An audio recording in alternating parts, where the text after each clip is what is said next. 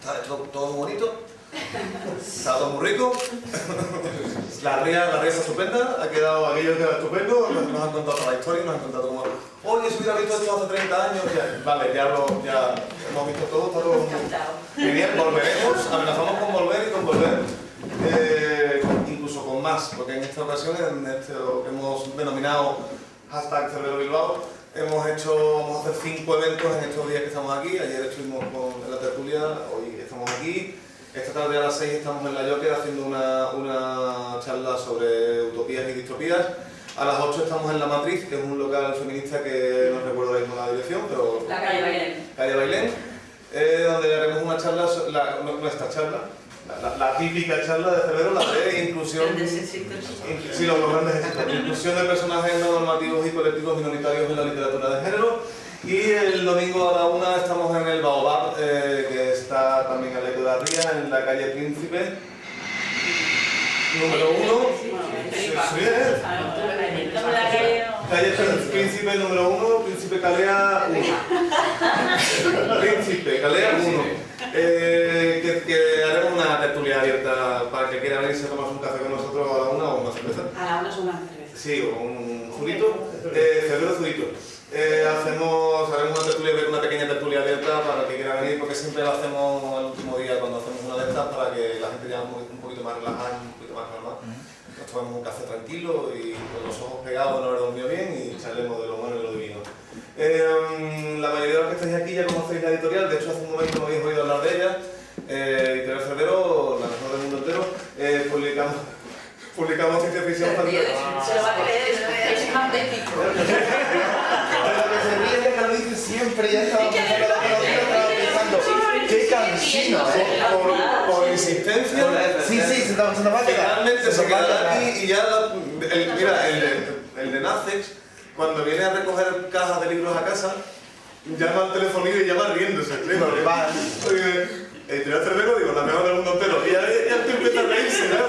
Tú ten cuidado con los de la ciudad del gaitero, que también tienen el mismo lema. Ten cuidado. Nos han plagiado. Sin saberlo, pero te lo paso. Hacemos bolsilibros.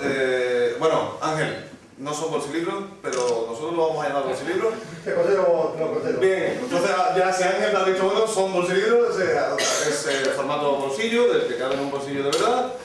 Publicamos a autores y autoras de primera línea. Algunos bastante conocidos, otros menos, pero bueno, esta será sin duda la plataforma a través de la cual empezará una fructífera carrera en la que llegarán al top 10 de los escritores y escritoras del mundo, mundial, seguro, porque nos movemos muy a gusto, somos una familia, somos muy felices y siempre estamos sonriendo. Pues esto es lo que hacemos, lo tenéis a la venta al fondo por si os apetece, valen 5 euros. 5 céntimos más caro que los de nuestros amigos. ¿Se ha ido, por cierto? Sí. Un libro. Bien, vamos a hablar un poco de los libros que tenemos. Vamos a hablar, como tenemos un poco tiempo, vamos a hablar solo de los autores que han venido, pero si después queréis por ahí tomar una cerveza y hablamos del resto, como novedad, bueno, quiero decir como novedad, la única persona que no es autora de la editorial, entre comillas, es Arrate Hidalgo, que es traductora, que ha traducido para noviembre el primer bolsilibro de la editorial traducido del inglés, en este caso, de un autor de Texas que se llama William Fisher, y la novela se llama en español Nueva Madre, en inglés es The New Mother, y Arrate hablará del libro porque en realidad sí que es autora de la traducción, pero hay que darle su sitio a cada uno. Entonces, bien, vamos a hablar como siempre de nuestros libros y como es tradición y costumbre empezará a hablar del suyo. Mira el regalo. Recuerda cómo nos hacemos, siempre empieza ahí. La próxima vez me voy a poner debajo de la mesa. Da igual, empezarás debajo de la mesa. Debajo de la mesa, no trabajar. No hay manera. Buenos días, gracias por estar aquí, todas estas cosas que se suelen decir. Yo, es que, a ver, ¿hay alguien aquí que no haya leído 36? Bueno, bien. bueno, entonces me toca contar de qué va, pero estoy cansada de de contar de qué va 36, de verdad. O sea, me gustaría contar otras cosas, pero bueno, si hay gente que no lo ha leído, pues yo cuento de qué va. 36, ¿dónde está, por cierto? Ahí, de pie. Vale, es esta de aquí. Es que lo he puesto en orden, tengo un tocazo. 36 es esta novelita que se llama 36 con número, además, tiene un sentido eso, y es una historia bueno, que tiene varios niveles. Uno es lo que cuento y luego otro nivel es lo que realmente quería contar, y luego hay todos los niveles que queráis porque cada uno puede entender aquí lo que le dé la gana, ¿no? En principio, 36 es una historia sobre una inteligencia artificial, en concreto, que nace en un mundo en el cual el nacimiento de las inteligencias artificiales es una cosa relativamente habitual, ¿vale? Unos seres que surgen de una manera más o menos espontánea, con unas ciertas condiciones, y que resulta que no son exactamente como los humanos hubiéramos esperado que tenían que ser las inteligencias artificiales, como nos las han pintado siempre en las historias clásicas de ciencia ficción.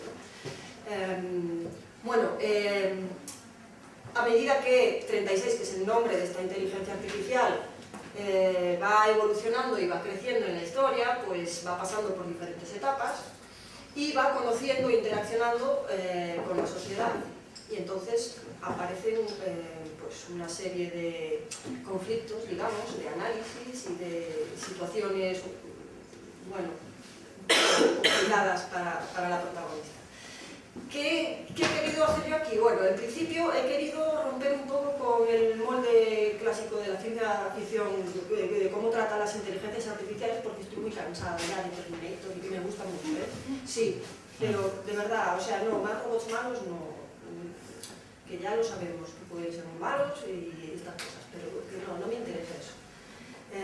Tampoco me interesan los robots serviles que están ahí para atender a los humanos en todos sus deseos y hacer realidad todo lo que quieran y se les ocurra. No, tampoco me interesa eso. A mí me interesaba especular en realidad cómo una inteligencia artificial, que es de alguna manera un ser externo a la sociedad humana, cómo nos vería y cómo reaccionaría ante nosotros, ante nuestra sociedad. Porque las inteligencias artificiales de este libro nacen como una inteligencia superior a la humana, pero no tienen inteligencia emocional, no tienen experiencias, necesitan ese tiempo de aprendizaje en la sociedad para desarrollar esas capacidades. Entonces, al tener una inteligencia adulta, digamos, superior incluso, mucha capacidad de análisis, pero no haber sido modulados previamente por la educación social, su visión es un poco distinta a la que tenemos nosotros. Nosotros no somos capaces de separar lo que realmente pensamos de aquello que se nos ha inculcado desde siempre. Sin embargo, si observáramos una sociedad extraterrestre ahora mismo con nuestros ojos de adulto, seguramente veríamos allí pues, un montón de cosas que nos chocaría. A mí que diríamos, pero esta gente ¿por qué hace esto, no? Tan raro y tiene estas costumbres. Pues era un poco esa idea. En realidad, lo que yo he querido hacer aquí en el fondo, aunque es una novela de inteligencias artificiales y habla sobre la inteligencia artificial, que además, no voy a decir por qué, pero no es el prototipo que siempre se ha utilizado en la ciencia ficción, lo que realmente he querido hacer es estudiar la sociedad humana desde un punto de vista externo. Eso es lo que a mí me apetecía contar. Y me apetecía contar también la reacción de esa sociedad humana ante aquello que le supone algún tipo de problema en cuanto a rechazo, ¿no? Pues porque es diferente, porque no lo entiende, porque se siente ajeno a todo esto. Entonces, bueno, en realidad, en el fondo,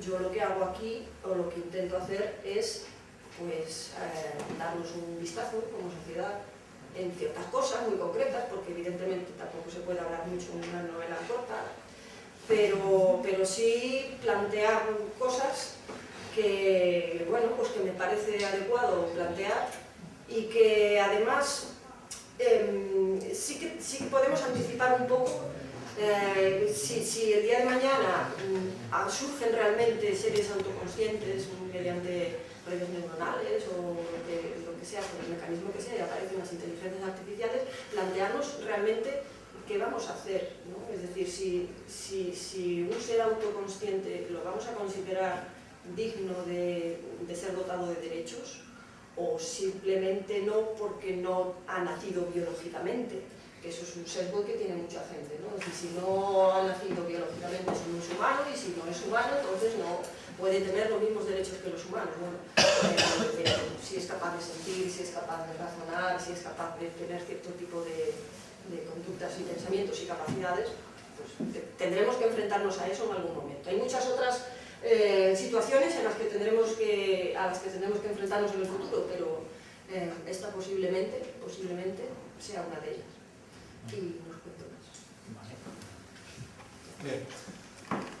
Voy a ir saltando. Se me ha ocurrido ahora que voy a darle la palabra a Rate. La última triada de libros, la correspondiente a noviembre, no va a llegar. Donde debería estar aquí hoy, debería estar ayer, pero no ha llegado. La imprenta no ha podido tenerlo a tiempo, ha sido una contrarreloj y no ha tenido tiempo. No sé si igual llegan esta tarde a casa de Rate, que es donde lo hemos pedido. Así que a lo mejor esta tarde están en algún lado. Mi madre no me ha dicho nada. Que creo que no. De todos modos, me imagino que el lunes o el martes ya estarán disponibles en la web, y en la Hispacón, que es dentro de poco, los podréis adquirir en físico, allí en Navacerrada, abrigaos. Al paso que llevamos, vamos a seguir en manga corta. Es por llevar la contraria, pero que... Bien. Entonces, ahora el libro no lo podemos enseñar, pero si buscáis en redes sociales nuestras, la portada es muy bonita y es... Lo voy a intentar, no creo que veáis nada, pero bueno, la portada es de Cecilia GF, que es la misma ilustradora de 36, que por cierto es la segunda edición ya, que no lo hemos dicho. Y bueno, por favor, si puedes hablarnos de... Sí, ya sé por qué me han dado a mí la palabra, porque es curioso, porque precisamente en el libro se trata lo de si no naces eres humano, etcétera, etcétera. Bueno, Nueva Madre de Eugene Fisher ganó hace 2 años, no es que importe, pero también sí. Ganó hace 2 años el premio Titri, que es un premio que no sé si conocéis, bueno, veo cabezas que asienten. Es un premio que se da anualmente en Wisconsin, la Comisión de Ciencia Feminista de Madison, Wisconsin, a una obra de ciencia ficción y fantasía que expanda o explore el concepto del género. Entonces, pues Nueva Madre en concreto la lía mucho en ese sentido, porque va sobre una enfermedad de transmisión sexual, la partenogénesis humana contagiosa, también conocida como síndrome del gameto diploide, por la cual las mujeres cis, se sobreentiende, todas las personas que ovulan, sus gametos se hacen diploides. No sé cuánto sabemos de genética, pero entre los seres humanos, las únicas células no diploides que tenemos, bueno, se sorprende, son los gametos haploides, en el sentido de que tenemos la mitad de los cromosomas para que luego el otro gameto, cuando se une, forme una célula entera a partir de la cual se gesta un embrión, etc. Lo que pasa con estas personas contagiadas es que sus gametos son diploides y por lo tanto las personas con espermatozoides se vuelven estériles, y las personas que ovulan corren el riesgo de fertilizarse a sí mismas cada vez que ovulan, es decir, todos los meses en principio. ¿De qué se quedan embarazadas? De sí mismas, porque al ser un gameto completo son copias en ADN de sí mismas que luego pues queda pie a toda una serie de reacciones políticas, sociales, etc. La historia se centra en Tess, que es una periodista que está estudiando el tema desde hace mucho tiempo y ha conseguido por fin un contrato muy jugoso para cubrir el tema para una revista de Estados Unidos, bastante nacional. Y seguimos las andanzas de esta periodista, que está embarazada de un donante anónimo, porque ella tiene una pareja lesbiana, y por lo tanto no solamente se trata la maternidad desde el punto de vista externo, sino que también le afectan a ella personalmente todo este tipo de cuestiones, lo que consigue Fischer en muy pocas páginas es establecer unos debates súper profundos sobre realmente cómo podríamos reaccionar ante algo así, porque con lo de que si la gente nace o no nace, deja de ser humana o no, resulta que la reacción del gobierno republicano de Texas, que es donde transcurre parte de la historia, hay un cisma entre los republicanos de Texas y entre los senadores, porque por un lado están algunos que opinan que esas personas nacidas por partenogénesis no son humanas y por lo tanto se pueden abortar, y luego están las republicanas y los republicanos que siguen estando a tope contra el aborto y por lo tanto ha generado una discordia que nunca antes, ¿no? en el Partido Republicano, vamos a decir. Luego también entrevista a una científica que fue la primera que le puso más o menos nombre al asunto, etcétera, etcétera. Entonces va un poco de eso. Lo bonito de la novela para mí no es una novela de acción, no es un thriller, no es una hecatombe en la que se extinguen los hombres cis, sino que es más bien una novela que se centra mucho en la atmósfera y que a través de los diálogos que están muy conseguidos y del monólogo interno de Tess genera una desazón que va, vamos, en aumento hasta el final y te deja así un poco como realmente qué pasaría, ¿no? si hubiera algo así.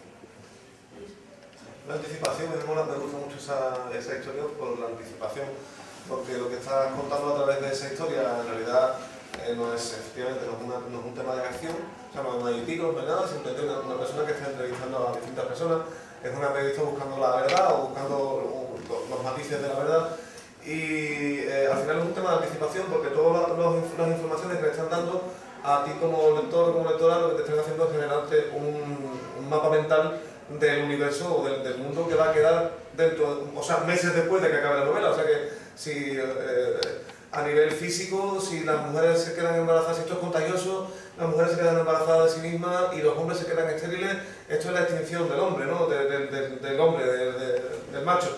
Es la extinción del hombre, ¿no? Y esto qué es, si estas personas, ¿cuánto van a superpoblar el mundo? Si siguen ovulando, ¿cuánto es el tiempo fértil de una persona? ¿Cómo es la natalidad, la maternidad en Chad, en Etiopía? ¿Qué medidas se van a tomar? ¿Se van a masacrar a las personas para cortar la superpoblación? En realidad, a mí me gusta, me fascina porque, aunque en realidad no te está contando realmente una historia apocalíptica o distópica, el regusto final que te queda es, joder, la que se va a liar mañana. O sea, cierras el libro y dices, vale, no sé qué ha pasado, no sé qué va a pasar, pero aquí se va a liar muy gorda. Y ese sentimiento de anticipación me fascina de esta historia. Creo que os va a gustar mucho, y además hace poco se estaba comentando que la maternidad estaba poco tratada o mal tratada en la ciencia ficción, y bueno, pues aquí tenemos un pequeño ejemplo de alguien que ha hecho un buen trabajo retratando la maternidad desde muchos puntos de vista. Que añadir una última cosa, me parece curioso que, no sé si, bueno, el famoso relato de Houston, ¿me oyes o me lees? ¿Cómo es en castellano? ¿Me recibes? De James Tickley Jr., precisamente es el resultado de que empieza a haber partenogénesis entre las mujeres. Y ahí es particularmente, pero bueno. Tremendo. Y entonces yo le doy la palabra a la señora, no sé ya ni cómo llamarla, es que como la quiero mucho, la verdad es que la presento la llamo muy buena. Pero siempre digo una cosa y la voy a repetir hoy, porque Lola Robles es una persona a la que si no conocéis, no tenéis vida. Y está en vuestra mano cambiarlo. Lola, creo que va a hablar de ella varios, porque creo que además tiene acuerdo. ¿Verdad, Lola? Puede, posiblemente. Bueno, pues muchas gracias. La verdad es que no había venido nunca a Bilbao y ha sido toda una experiencia, porque me ha gustado mucho conocer la ciudad y conocer también la Derby. Y bueno, a mí este formato de novela corta me gusta y me va muy bien. Me va muy bien porque yo, por mis dificultades visuales, una novela más larga me cuesta mucho. Entonces el formato de novela corta es un poco más largo que el cuento, con lo cual puedes desarrollar más la trama, los personajes, las situaciones. pero no implica tanta extensión que me cuesta controlar como una novela larga. Aunque yo empecé escribiendo dos novelas largas, que me acordaba cuando lo que hemos estado hablando antes, una fue en coedición, la otra ya fue con Equipo Sirius, La Rosa de las Nieblas y Flores de Metal, y luego una corta, El Informe Monteverde, que es la que se tradujo al inglés con Arcoíris, y que ahora se va a reeditar. Entonces, Yabarí era una novela corta, efectivamente, que, vamos a ver, claro, se presenta siempre, como es lógico, como una novela ecologista. Es una periodista terrestre que va a otro planeta a ver qué ocurre allí, porque en ese planeta hay una sustancia, es un planeta selvático, entonces hay una sustancia que es un biocombustible, es un sustituto para los combustibles fósiles. Entonces es un futuro muy remoto en el que la humanidad está extendida por diversos planetas. Entonces hay más planetas que tienen interés en este planeta Yabarí, ir allí y extraer esta materia de la selva, lo cual supone un problema para la naturaleza del planeta y también para la ecología del planeta y para su población, porque la población es muy primitiva tecnológicamente. Bien, en ese sentido, efectivamente es una novela que se puede considerar ecologista porque plantea el problema de lo que puede afectar una explotación de una materia a la naturaleza de una selva, como puede ocurrir en el Amazonas. Y luego también es una novela sobre el colonialismo y sobre la explotación de unas comunidades sobre otras, sobre unos mundos o sociedades sobre otras. Pero la verdad es que a mí había un tema que me interesaba mucho y era el tema de la verdad y de la información, porque esta periodista, que es una periodista terrestre, que ella forma muy... era el de la verdad y no verdad. Es decir, yo a veces leo las redes sociales y digo, bueno, también me pasa con una amiga, que digo, parece que vivimos en realidades paralelas. O sea, ella no solamente es una cuestión de opinión, es que hay una serie de informaciones totalmente contradictorias y que tienes que tratar de encontrar ahí la verdad, porque estamos en un mundo donde hay más información que nunca, pero eso no quiere decir que estemos más cerca de saber lo que realmente pasa. Y hay cosas que son opinables y otras que no pueden ser a la vez, no pueden ocurrir a la vez, porque es o una cosa o es otra. Y sin embargo, es muy difícil acceder a la verdad por un exceso de información y además del tema de la manipulación. Entonces yo también quería ver eso, porque ella va al planeta y empieza a preguntar a la gente de allí y a hablar a la gente de allí. Pero luego se da cuenta de que el problema va a ser lograr transmitirlo y lograr que se la crea en la Tierra. Entonces, bueno, pues un poco esa es la historia de Yabarí, que ya lleva un año y... cosechando éxitos. Sí, claro, sí. La segunda edición también viene ya en breve porque se ha agotado la primera, porque nos queréis mucho. Y igual que hicimos con 36, probablemente no seguro, la segunda edición llevará un prólogo que no lleva ninguno de esos libros y llevará, si lo la tiene bien, un relato, incluiremos un relato que transcurra en el mismo universo que ocurre en Yabarí, aunque no sea continuación ni epílogo del libro. Y que yo pienso seguir escribiendo novelas cortas porque es un formato que me gusta. ¿Has visto cómo estamos hilando? La periodista buscando la verdad llega de nuevo a la periodista. Esto es ahora de como hilo. Pues la cuestión de Yabarí efectivamente lleva un año con ella y porque fue de la primera jornada y la verdad es que no ha dejado de venderse, no ha dejado de tener reseñas positivas y pues, es un libro del que estamos muy orgullosos y cuando salga la segunda edición de Gran Breve, pues todavía lo pondremos más bonito. Además es un placer trabajar con Lola porque es muy grande y un poquito cascarrabia a veces, pero yo le voy a pasar la palabra a Conchi Regueiro, que nos ha traído el octavo número de la colección Weiser, es el octavo, ¿verdad? Sí, que se llama Los Espíritus del Humo y habla un poco, bueno, no, que lo cuente ella. Cuéntalo, Conchi, cuéntale, ¿qué va tu libro? Bueno, pues mi libro va de dos tiernas huerfanitas bonitas. Más tiernas, ahí que la cabeza del espejo. Bueno, buenos días.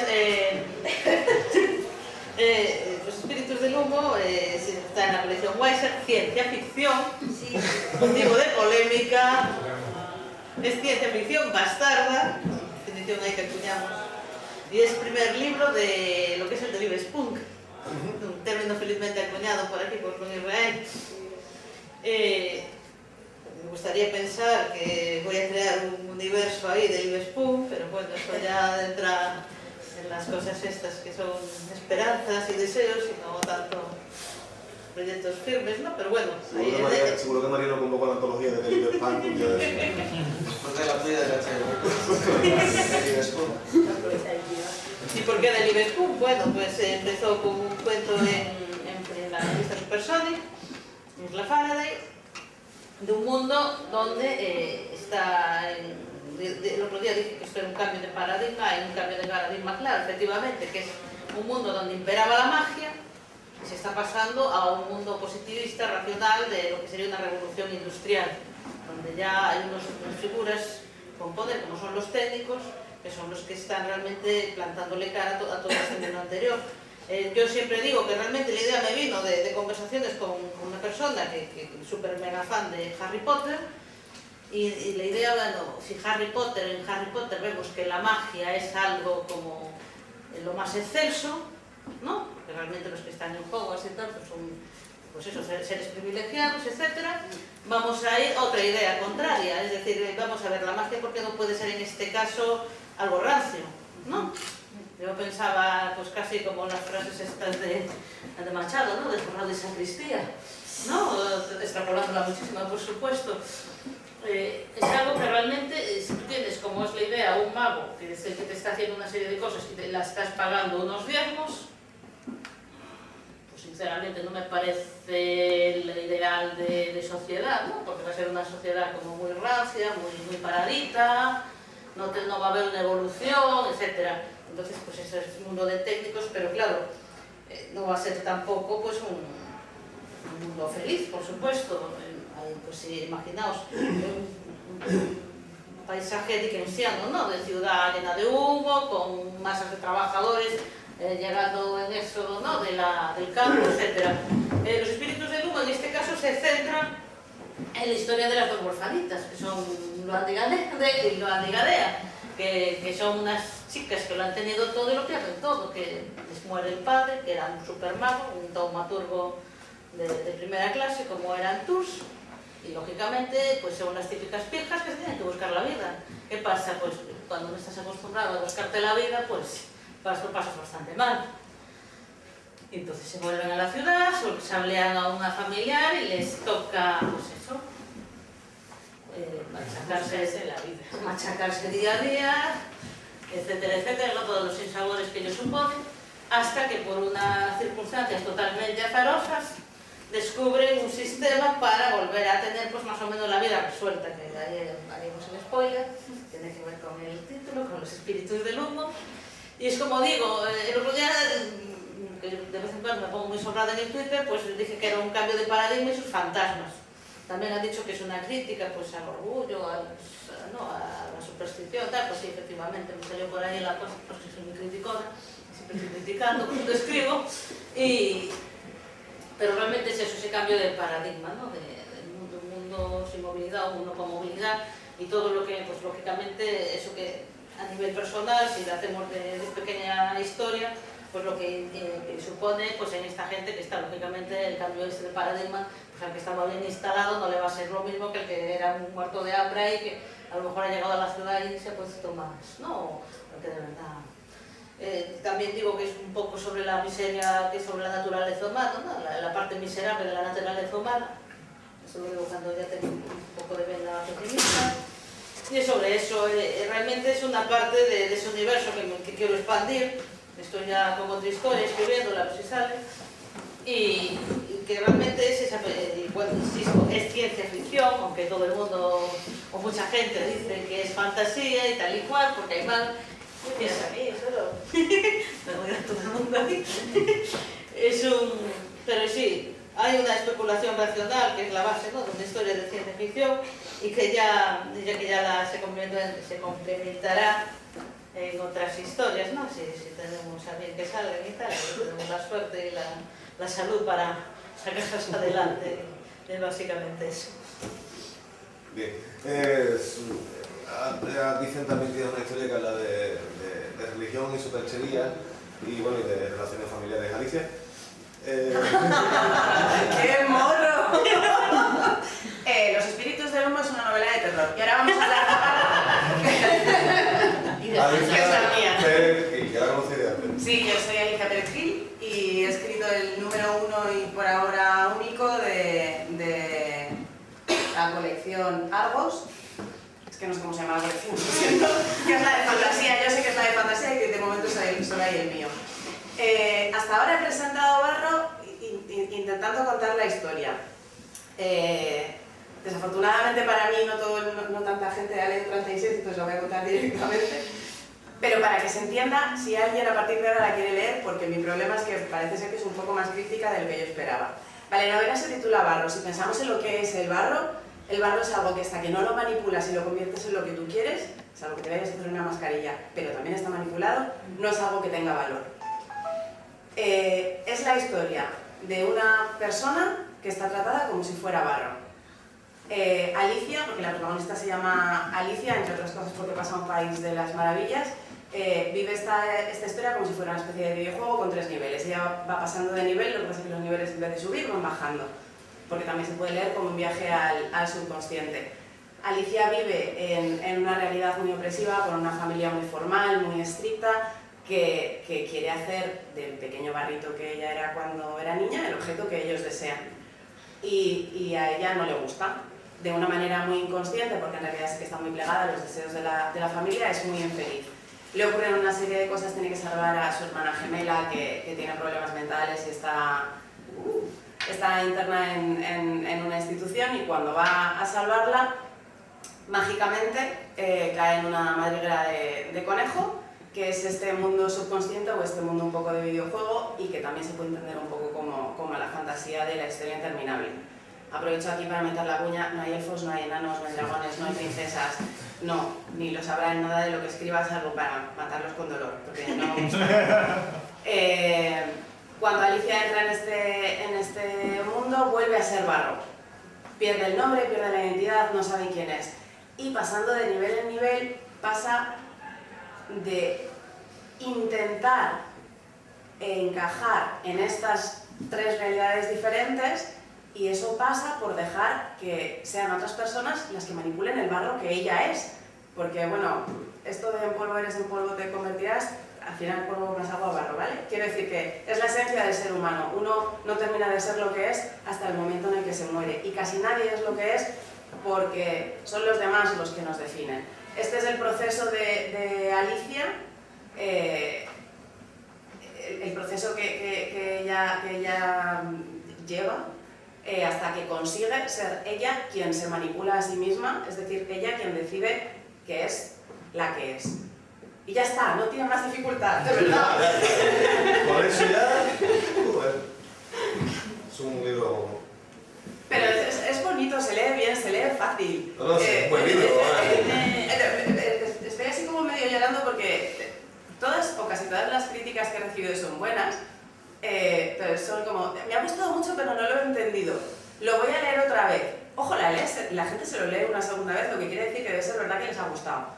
Y después de leerlo la segunda vez, dicen, ah, pues sí, lo he entendido. De verdad, lo que hay que entender es esto, no, ya, no hay más. Ha sido la mejor presentación que le has hecho.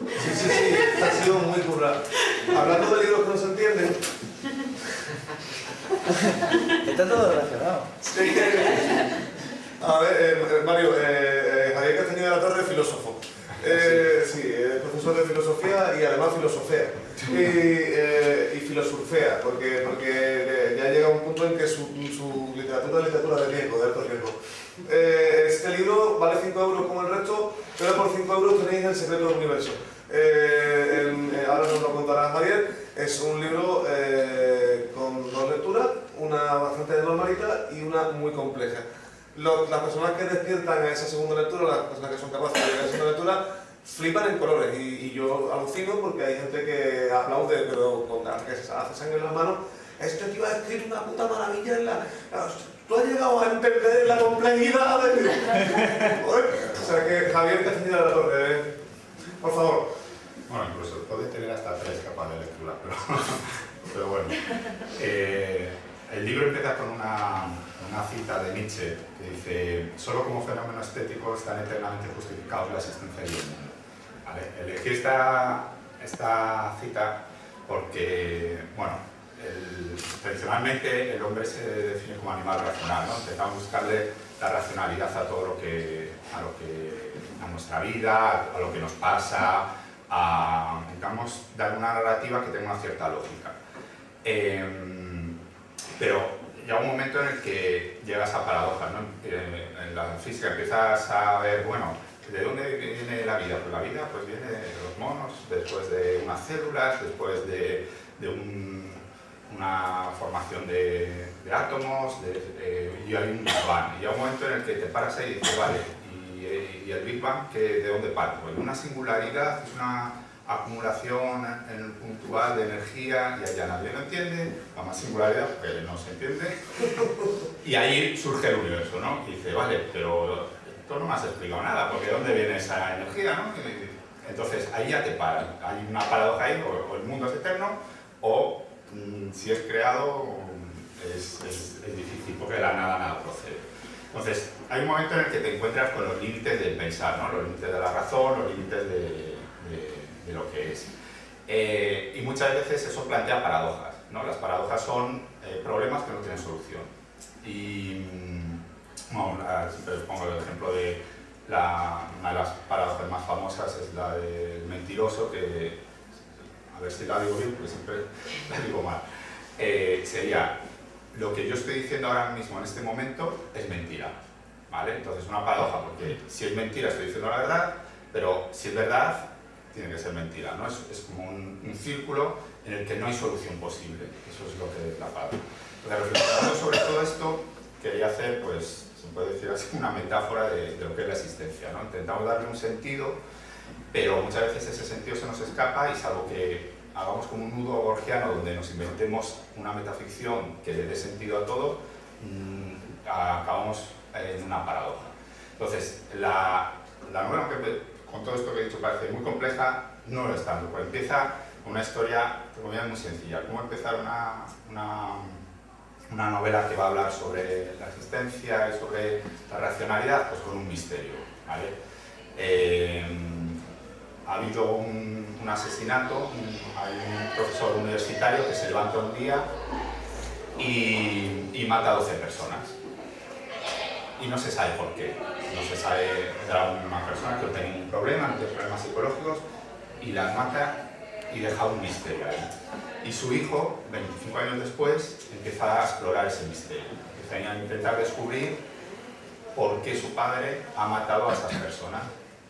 Entonces, pues empieza a investigar, es una situación más o menos normal, pero se va adentrando en un mundo de paradojas. Tiene todo el crimen tiene que ver con las paradojas y se va adentrando en ellas, hasta que finalmente se encuentra tan imbuido que encuentra, por lo que él cree, es una explicación a todo esto, que es la explicación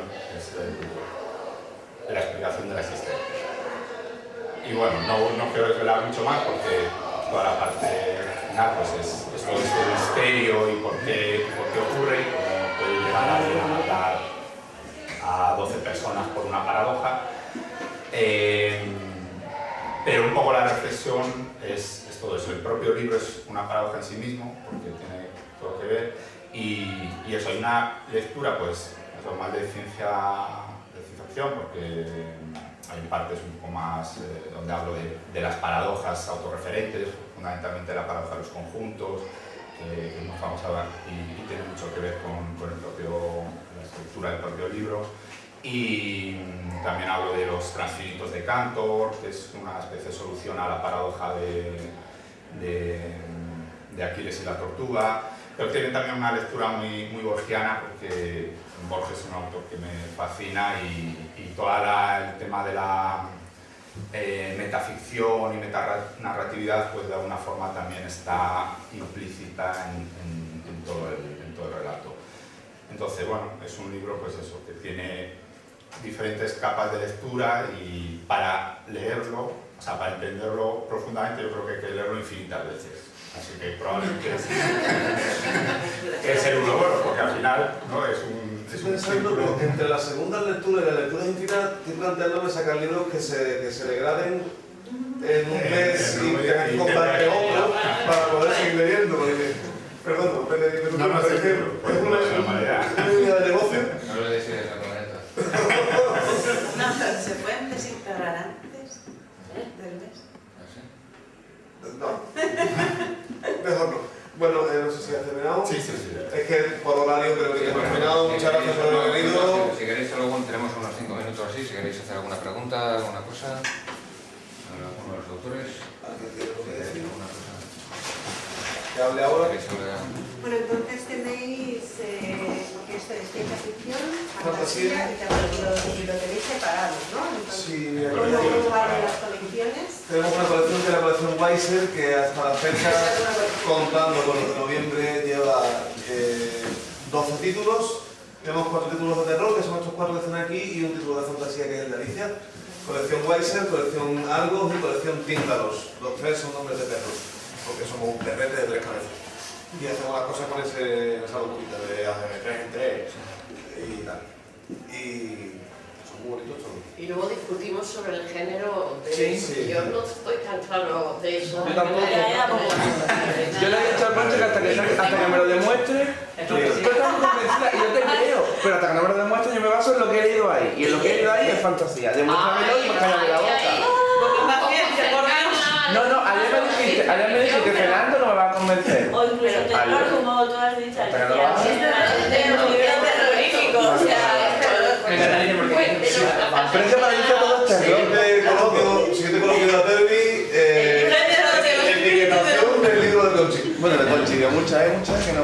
Ah, ¿qué hay más? ¿Que no te parece que estén correctamente clasificadas? Sí, fuera de... No, La verdad que no te publicidad. a partir de ahora la clasificas tú. Vale, coeditor. Te digo una cosa, Sí. eso de que le llames géneros a las etiquetas es un grave error. No, vaya. Dale, habla. Uy, Vale.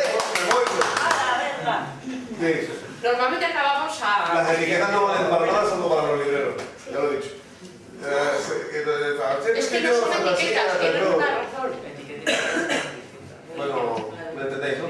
Dime, Íñigo. Luego la pregunta que quería hacer, simplemente, bueno, todas estas historias que están por aquí, bueno, me he informado un poco, hay algunas que, por ejemplo, no están ambientadas en nuestro país, se recrean mundos ficticios, otras veces se ambientan en otros países. Digo yo una cosa, ¿por qué en buena parte de las historias de ciencia ficción, de fantasía, etcétera, que se publican, por ejemplo, no se coge como referente lo que tenemos cerca, España? Sí, sí, todo. La mía pasa Bilbao, Ayer estuvimos tomando café después. De la mía pasa en Bilbao y ayer nos estuvimos tomando un café en un sitio. Sí, estuvimos tomando un cubata después de cenar en la cafetería del libre. En realidad, sí es cierto que no ocurre, no digo en las nuestras, digo en general, porque somos un país un poco complejado. Yo personalmente cuando escribo, prácticamente todo lo que escribo transcurre en España.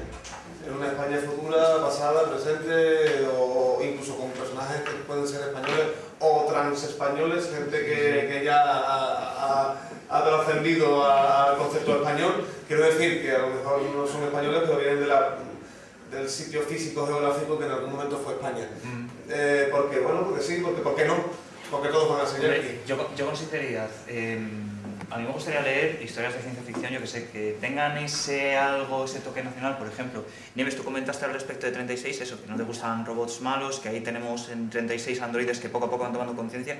Yo sinceramente, a mí me gustaría leer una novela que yo me encuentro con un androide que es tan, que no sé, que tiene un comportamiento así como los demás, como un español normal y corriente que ves en la tasca de repente jugando al tute o lo que sea, que está naturalizado más o menos en el entorno en el que se encuentra. No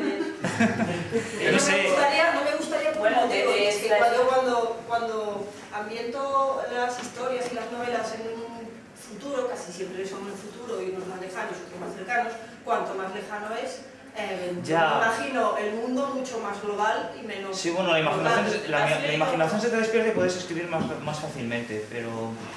Hombre, no sé, yo he hecho en falta ese toque. Ese aspecto. Eso iba a decir que en diciembre se acabó la antología de Cachava y Boina, que es básicamente España rural más componente fantástico, y en este caso fantástico o de ciencia ficción, que hemos ampliado un poco el término Cachava y Boina. Fantasía, ciencia ficción o terror en una España rural. Eso va en diciembre, antología de Cachava y Boina, 20 relatos nada menos. Me gustaría leerlo. Todo transcurre en España, o como dije en las bases, porque hubo alguien que se me echó encima cuando publiqué la base diciendo España, pero España, Cataluña cuenta, y otra persona me dijo Euskal Herria, y digo, joder, espérate, que me refiero al concepto porque dije España rural. No, España rural no era... España profunda. Y el término España profunda no es un término que haya inventado yo, es un término que se conoce, que se hace referencia yo. Entonces en las bases tuve que poner España entendida como sitio geográfico tal, incluso que pudiera haber sido o fuera en el pasado, en un futuro, vale las colonias, vale la época en que otras partes del mundo eran España, y vale el futuro, si en el futuro Marte es España. Vale también la inclusión de lo que es el elemento del sainete, del esperpento. Claro, sí que hay muchísimas cosas de que escarbar del... Es que eso, sí, hay una tradición que a lo mejor luego no se descubren, pero bueno, ¿tú has leído Castillos en el aire? La antología Castillos en el aire, editada y, bueno, antologizada. Castillos en el aire, no. Pues es una colección de grandes relatos clásicos de la ciencia ficción española, y la gran mayoría de ellos que transcurren en España o tienen personajes españoles. Y luego está la antología Historias del Crazy Bar, que también de aquí de Conchi y de Lola, que tienen un montón de relatos en los que hay un componente tanto un poco de no de controvertido, el relato del androide que hay en fin, que hay, lo que pasa es que no, parece que no, pero una vez empiezas a investigar sí que hay más de lo que parece. Por ejemplo, el de Conchi tiene punto de picaresca. Uno de los primeros relatos de Cachava y Boina fue publicado por Sebastián Estrada Rodera, que era un planeta que podía ser santo, que es una nave espacial de unos extraterrestres, llegan a la España profunda, con su guardia civil, su párroco y su alcalde como mandamases, y allí se desarrolla toda una historia. Luego hay otra cosa, cada vez hay menos señores que juegan al tutela, estas casas. Entonces cada vez se van a representar menos, quiero decir.